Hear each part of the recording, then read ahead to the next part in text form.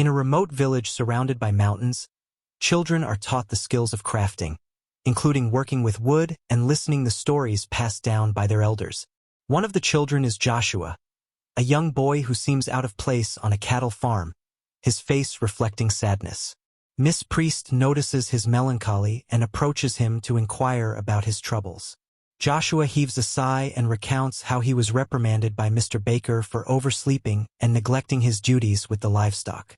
Understanding the weight on the boy's shoulders, Miss Priest gently explains that Mr. Baker puts in a lot of effort to provide the village with top-quality meat, which is why he can come off as strict. She elaborates on how the meat quality and livestock well-being are influenced by more than just food and water, but also by their daily care and stress levels. Curiously, Joshua questions whether people can genuinely taste the difference. Miss Priest confirms this and motivates him to work diligently, especially with the festival approaching, if he wants to treat his sister well. While Joshua ponders her words, the sound of murmurs catches their attention as a group of people congregates nearby. Joshua gazes towards the village gate and sees his sister, and, returning from a hunting expedition. Something is clearly amiss. Worried, he hurries to her side, inquiring if she's injured, and, though shaken, reassures him that she's okay and starts to recount the terrifying events that occurred. She informed Joshua that she, Mr. William, and David had split into two teams while hunting. Suddenly, a loud and dreadful noise, similar to a landslide, reverberated through the forest, causing the ground to shake. They heard Mr. William's cries for help. Upon reaching the source, they encountered an enormous creature unlike anything they had ever seen. Mr. William and David were lying lifeless on the ground. Mr. Marcus attempted to scare off the creature by firing his gun, but the bullets had no effect, prompting them to run for their lives.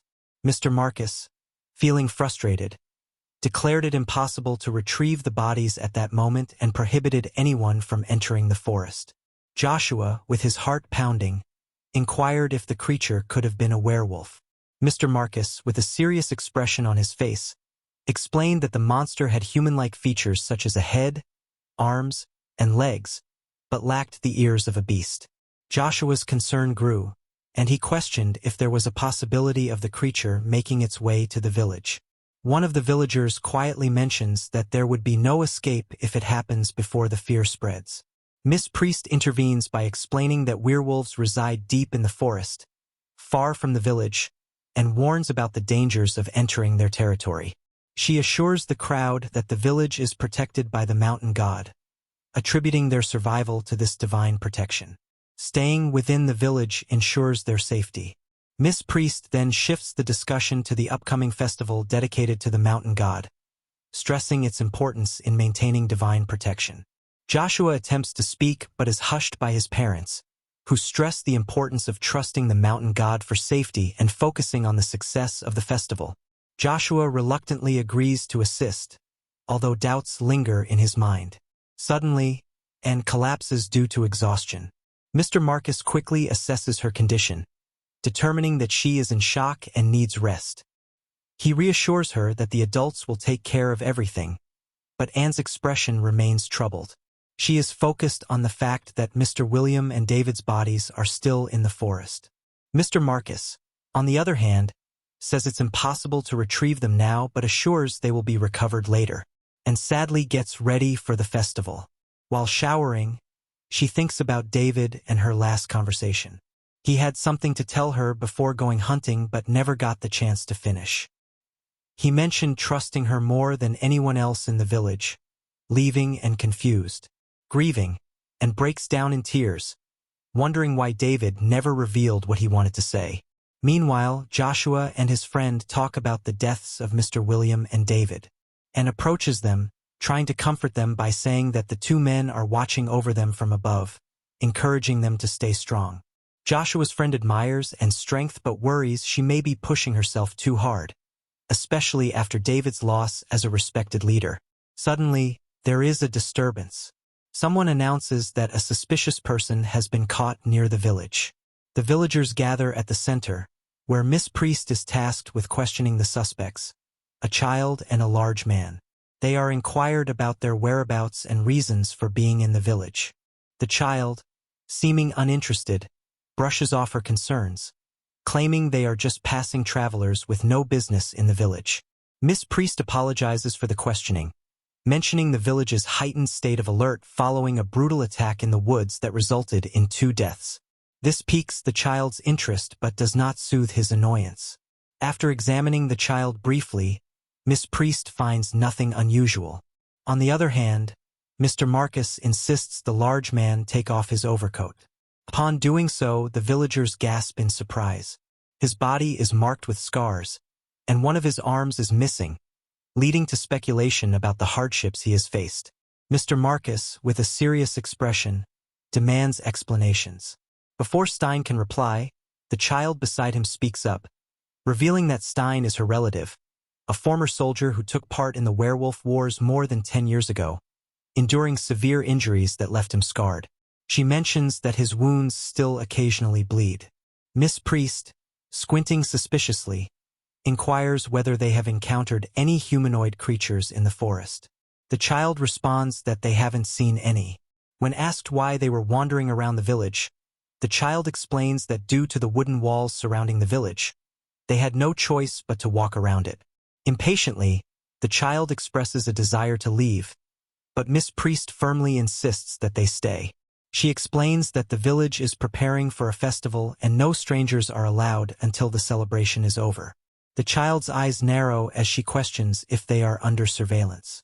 Miss Priest assures them that they will be provided with accommodation and meals, but the child argues that they are essentially being kept against their will and demands good food if that's the case.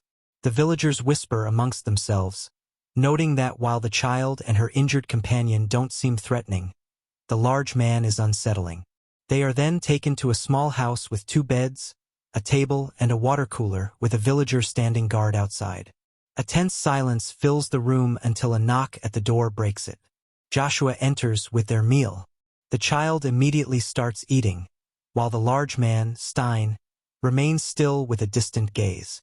Joshua asks why Stein isn't eating, and the child tells him to ask direct questions.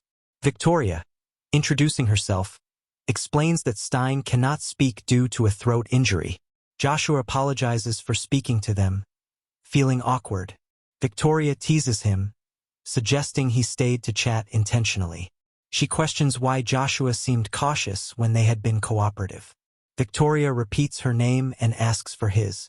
Joshua hesitantly introduces himself, joking that Victoria sounds like a girl's name. She confirms she is indeed a girl, and they exchange greeting. Joshua reveals that their village is isolated and self-sufficient, without trade. He mentions that they are the first outsiders he has spoken to since arriving. Victoria is intrigued and asks for more details about his time here in the village. Joshua describes how 3 years ago his family was attacked by werewolves while traveling through the village. His parents were killed in the incident, and both Joshua and his sister lost consciousness. When they awoke, the villagers had saved them, and they have been living under their protection ever since. He talks about how Miss Priest, the hunters, as well as Mr. Williams, Mr. Marcus, and David welcomed them with open arms, becoming their new family. He mentions that all the children in the village are orphans who had lost their families. Joshua assures Victoria that they will be able to leave once the festival is finished. Victoria's expression darkens as she recalls someone she knew who also lost his place in the world and eventually settled in a small village. Despite being an outsider, he earned the respect of the villagers with his medical expertise and formed close bonds with them. However, he was tragically burned alive in the village square. Joshua is left speechless as Victoria continues, explaining that there are 2 types of people in the world: enemies and those who have not yet become enemies. She cautions him that even family and friends can betray you, emphasizing the importance of power in this world, the power to overcome both current and future adversaries. Joshua was about to reply, but suddenly bursts into the room, scolding her brother for talking to strangers and reminding him of the danger Miss Priest had warned about.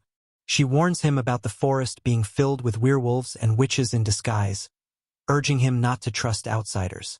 As the festival begins, the village comes alive with lively costumes, dancing, and delicious meals. Victoria watches from the window, feeling confined.